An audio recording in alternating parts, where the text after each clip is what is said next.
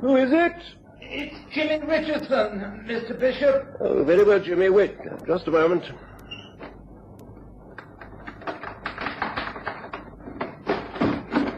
What the... Who are you? Get him quickly.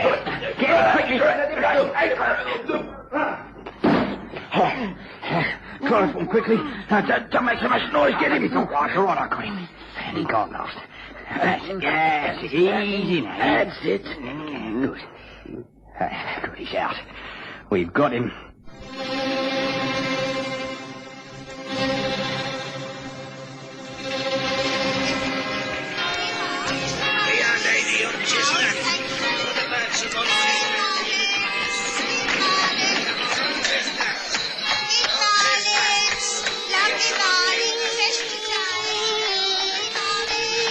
We present the stories of Sherlock Holmes.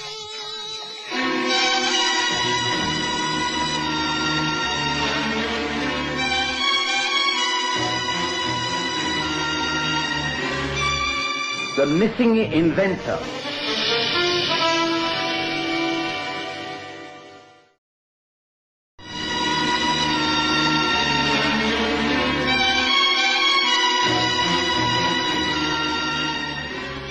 Over the years, I've been privileged to chronicle hundreds of the cases that Sherlock Holmes has worked on, and most of them, I'm happy to say, have been extremely successful. A few have been failures, and many so secret that Holmes has strictly forbidden me to write even the briefest account of them. But as the years pass and the names of the people involved fade from importance and the events become forgotten reports in the yellowing pages of newspapers, Holmes has relaxed his rules and allowed me to give an accurate account of how his influence and authority has actually changed the policies of many high officials. There was one case that is now over 10 years old. It happened back in 1881. I was still living in the rooms at 221B Baker Street. I clearly remember that it was summer, and for England, a rather beautiful summer, filled with clear skies, warm days, and leisurely evenings. But Holmes was rather bored, and, as always in these circumstances, he scanned the newspapers for any sort of unsolved crime. Nothing at all, Watson. The fine weather has made all London content. Not a single crime of interest reported in the daily press. Oh, surely you should be glad of that, Holmes. No law-abiding citizen can actually want a crime to happen. No, of course not. But the average person can give vent to his feelings in various ways. He can read books of violence and murder, adventure stories where the hero does things he dare not do himself. He can go to the theatre and rid himself of the emotions of anger and hatred. Unfortunately, I am unable to do that. I have to remain apart, to be analytical, dispassionate. I need something real to occupy my mind, not some fictional fantasy. That's why the only thing in this evening's paper that interests me is the so-called agony column, the personal cry for help. For instance, listen to this. It says here, "Colin, please come back. I forgive you and I am truly sorry, Florence." Now, that's human drama, if you like. Now, there's another here. The gentleman who helped an elderly lady to a hansom cab on Tuesday the 15th in Regent Street, please answer this box number where he will hear something to his advantage. Or even better still, what about this one? "All is well with higher clergy. Await instructions, Seabird." Now, doesn't that stir the imagination, Watson? Can you work out what those messages mean in terms of human relationships? No, I can't. But, well, we approach life from different angles, Holmes. I'm concerned with the physical well-being of my patients, and I'm content to heal their bodies as best I can. I leave the imaginative workings of the mind to you. A visitor. This could prove interesting. I wonder if Mrs. Hudson's still with us. Yes, I think she's yet to say good night. She usually pops her head in. Yes, I think she's answering the door. Well, I know I have no appointments this evening. Oh, well, at least it will alleviate the boredom. Oh, excuse me, Mr. Holmes. A young gentleman to see you, sir. He says it's an urgent matter, but he ain't got no appointment. Have you the time? All the time in the world, Mrs. Hudson. Show him in, please. Yeah, right, sir. This way, please. Thank you. Thank you very much.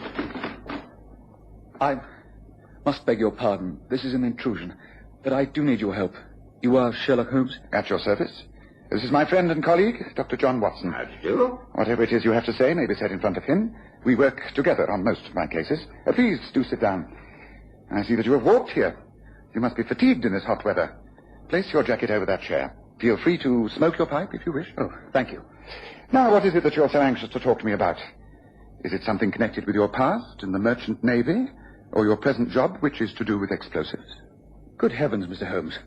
I was told that you were swift to deduce things, but how do you know all this about me? I know very little about you, except that you walk like a seaman, that you have a tattoo mark from Australia on your right forearm, and that while your hands are well kept, suggesting that you do not indulge in manual work, the hairs on both hands and arms have been recently scorched.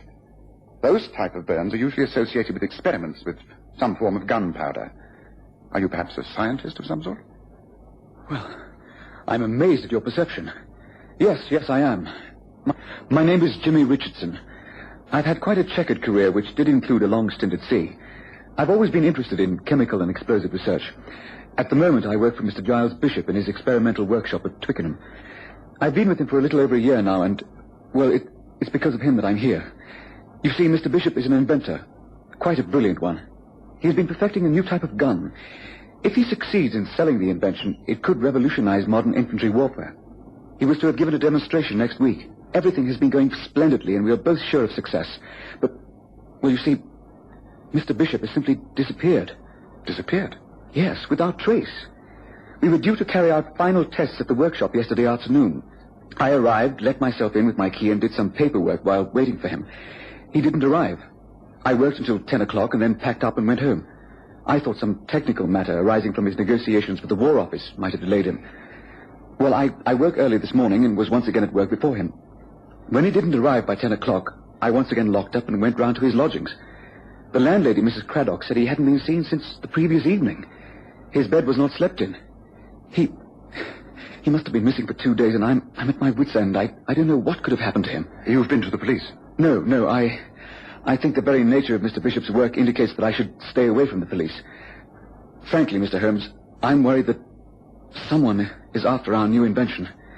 In the hands of a foreign power, it could have a devastating effect upon our military position in many parts of the world. You have evidence that the secrets of this new gun have been leaked abroad? No evidence at all. I've made a complete check of the workshop. All the equipment is intact. All the relative papers are safely under lock and key. Nothing is missing. I would know if there was. It's all untouched exactly as it should be for our demonstration. And then you're worried for Mr. Bishop personally? Yes. He's a wonderful man. It would be much more to the advantage of a foreign power to kidnap him and force all the knowledge from him than it would be to simply take the gun and its secrets. Please, won't you help to try and trace what has happened to him? It is far more important than I've been able to explain. I know that Mr. Bishop would not go off at this crucial time without letting me know what he was doing. He must have been abducted, forced away against his will. It's an urgent matter, Mr. Holmes. Please say that you will help.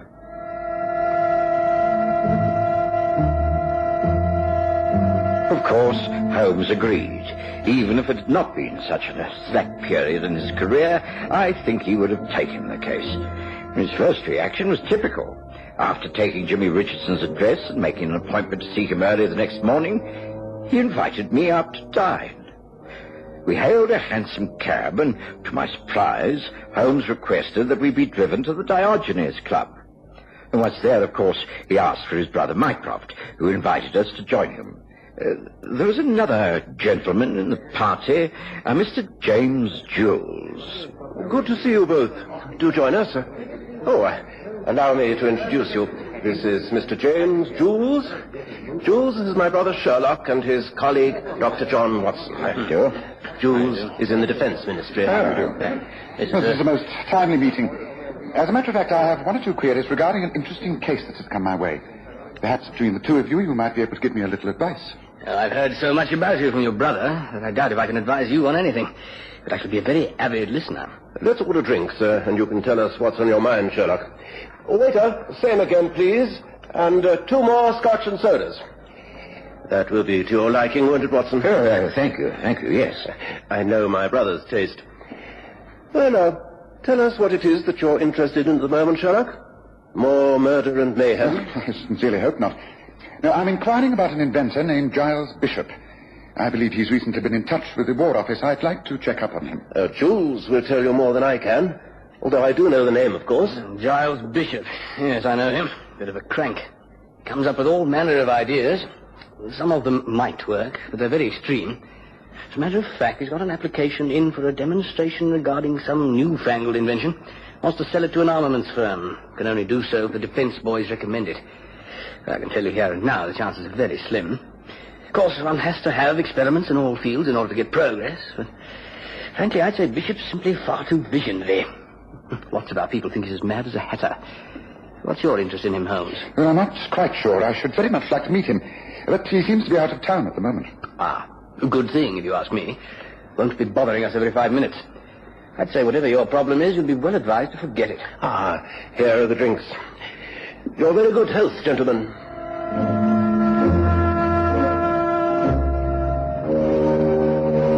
I was surprised that Holmes appeared to take James Jewell's advice, for he immediately changed the subject, and during and after an excellent dinner, the matter was not referred to again. We left the club quite early and took a hansom back to Baker Street.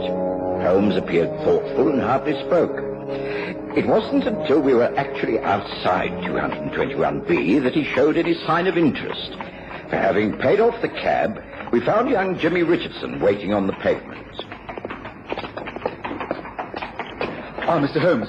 Dr. Watson. I've been waiting for you. I have to tell you, I have received a letter from Mr. Bishop. He says there is nothing wrong, but he has simply gone away for a few days to think things out.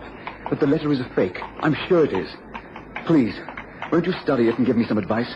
I know it's late, but please, won't you agree? I'd rarely known a case start off so very tamely. I was surprised when instead of dismissing Jimmy Richardson, Holmes actually readily agreed and showed the young man upstairs to our sitting room.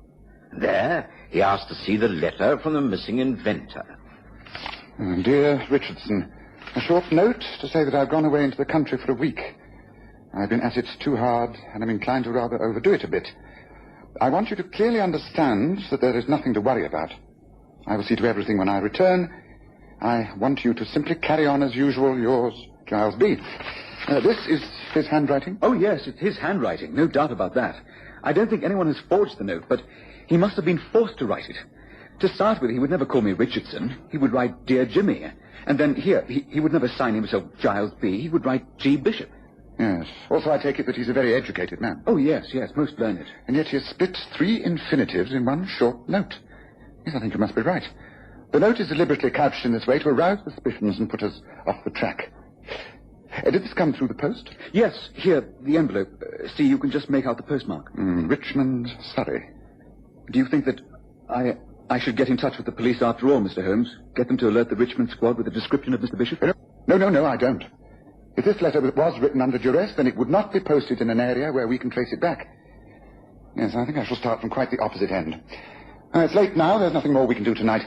But first thing tomorrow morning, I should like you to take Watson and me to Mr. Bishop's lodgings. That is where we shall start. Now, shall we agree to meet at 7 o'clock here for an early breakfast? Jimmy Richardson was right on time the next morning, and Holmes, who had spent a good 20 minutes in deep thought over the agony columns of the morning papers, served him breakfast with no mention of his plans for the day. We took a cab and drove to Giles Bishop's lodgings. They were on the top floor of a terraced house in St. Margaret's Avenue, Spring Grove. Mrs. Mabel Craddock received us with genteel disapproval. Of course, you may see the rooms, although I consider it quite unnecessary. I received a short note only yesterday from Mr. Bishop to say that he decided to spend a week in the country. It's quite clear that he will return when he thinks fit. May I see that note, Mrs. Craddock? I don't think I kept it. It was just a short note in his own hand. I recognise the handwriting. Oh, really, Mr. Holmes, I don't know what all the fuss is about. This way, please, up the stairs. Mr. Richardson, you've been here before as Mr. Bishop's guest. Would you like to show these gentlemen the way? Yes, of course. I'd be obliged if you would make sure everything is neat and orderly when you come down. I would not like Mr. Bishop to feel his belongings had been disturbed in any way. I assure you that we shall not interfere. It's simply the fact that we wish to find out exactly where Mr. Bishop has gone. It is very important. A matter regarding his work. I see. One other point. When precisely did you last see Mr. Bishop? When he retired for the night 3 nights ago, he went to his rooms. I heard nothing. But he must have changed his mind and gone out again. For the next morning, he had gone. His bed had not been slept in, you see. He must have decided to pack and leave that night. I did think it rather odd as the front door was still bolted. He must have let himself out the back way. I was a little disturbed at first, but of course the note he sent was put everything all right. Up those stairs. I shall be waiting for you when you come down, when you finish. Thank you, Mrs. Craddock. Please follow me. So, she had a note as well. I wonder what clues Mr. Bishop left, hoping that she would realize all was not well. I'm afraid Mrs. Craddock isn't the type to understand subtleties. No, in here. So these are his rooms. This is the living room, and through here, I presume, is the bedroom. Yes, I think this is the room we want. It looks out over the back roofs, doesn't it? A sash window, and outside, yes, a small fire escape to the roof. Just give me a hand with this, will you, Watson? Well, you think the bishop might have left through the window, Holmes? Well, that would certainly explain why Mrs. Craddock didn't hear anything. Yes, and also how the front door remained bolted. Just a moment. Don't touch anything until I've made a thorough examination. Yes, there are fresh scratches on the brown paintwork.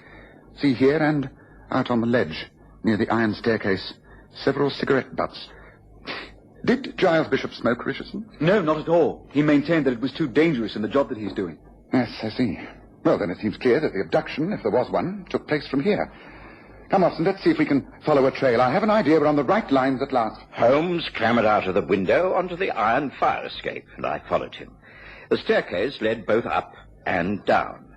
Holmes went up, and we found ourselves on a flat rooftop. It seemed to lead to nowhere until Holmes pointed out yet another small flight of iron stairs that took us up and across yet another roof. Holmes moved slowly and carefully, examining the slates and tiles that gave way on either side. Eventually, he was satisfied. Yes, there's no doubt about it, Watson. I should say 2 men were involved.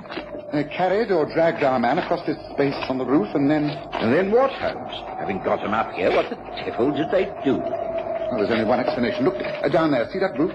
Yeah, large glass fanlight. Holmes?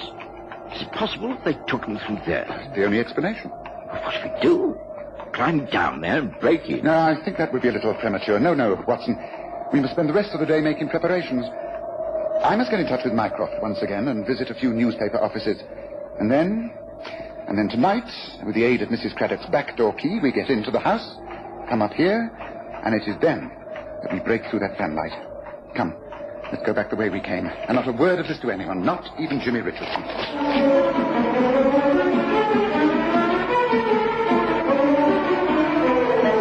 I was completely baffled by the rest of that day. When I saw Holmes, he was either hurrying in or out of our rooms at Baker Street. He seemed tireless. But I knew him well enough to recognize that he'd formed a theory and was working upon it. That evening, at about 9 o'clock, we once again took a cab and made our way to Spring Grove. The house we're about to burgle is owned by a Mr. Harold Kestrel, Watson. He works as head of the Essex Arsenal. Now, does that not mean something to you? I suppose frankly, no. The Essex Arsenal supplies government arms of various types on contract to the Defence Ministry. Now, surely there must be a connection with Kestrel and the Bishop's new invention. Yes, now that makes sense. Now, you may have noticed that I've been taking a great interest in the agony column of the newspapers. Do you remember one insertion? It read in the morning paper, "All is well with higher clergy, Seabird." Now, surely that can easily read, "All is well with Bishop Kestrel." By Joe, Holmes, that's clever. Thank you. And there was a reply to that insertion. It read, "Seabird, take care of clergy. Money ready. 2 J's. But you think a ransom is about to be paid? No, I don't. Now, let me read you tonight's message. It is, "Clergy dangerously ill. Call 10 tonight. Knock 3 times with money and instructions. Seabird." Oh, heavens, you think you're about to kill a man? No, Watson. It's a trap. A trap I laid by myself. You see, I placed that insertion. If I'm right, we shall clear the whole matter up in just 1 hour. Here is St. Margaret's Avenue. Good. It won't be long now, Watson.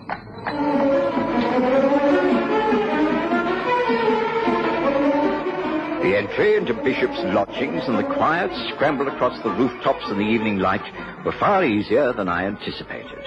Holmes had left nothing to chance. We had ropes and lanterns and rubber-soled shoes. It was only a matter of minutes before we found ourselves on the rooftop of the house owned by the man Kestrel. Holmes reached into his pocket and produced a gun. There. Now, you see, Watson, there's a light on. Being a fan light, there can be no curtain. Careful now, let me go first. Yes, I can see. Yes, we're right. There's a man lying on the bed. He seems asleep. And another sitting in a chair beside him. Well, how the devil do we get down there? There's only one way, Watson. I'm going to simply jump through the glass. Follow me as quickly as you can. I'll deal with the thug on guard. You attend to the man on the bed, who must be Bishop. Ready? Here I go.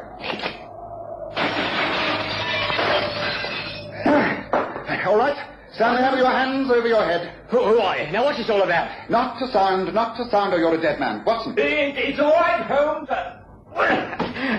I'm with you. Tend to Bishop. Very well. But this man's drugged, Holmes. He's still alive. And I can't wake him. Don't try. Wait. Listen.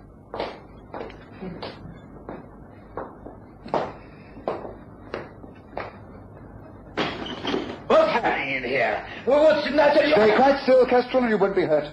The game is up. The police are surrounding the house. We are taking Giles Bishop out of here, and you are going to face arrest for kidnapping and assault. Come on.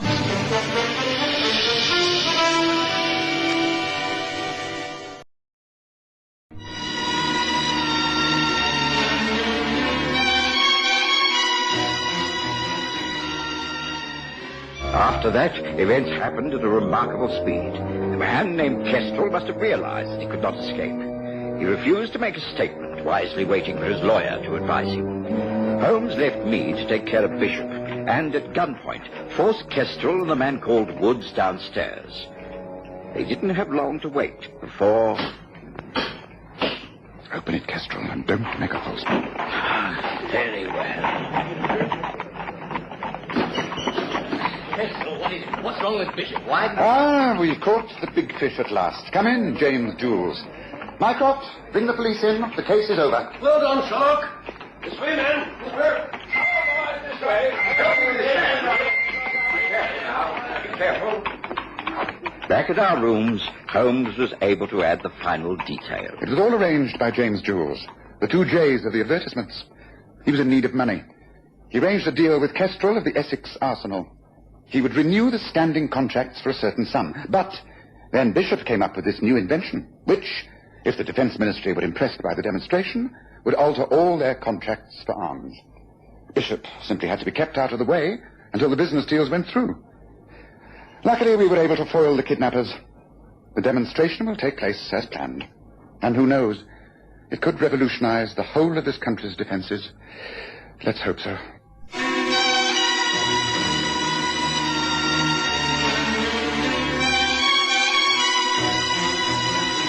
Listen again next Sunday to The Stories of Sherlock Holmes, with Graham Armitage as Holmes and Kerry Jordan as Dr. Watson.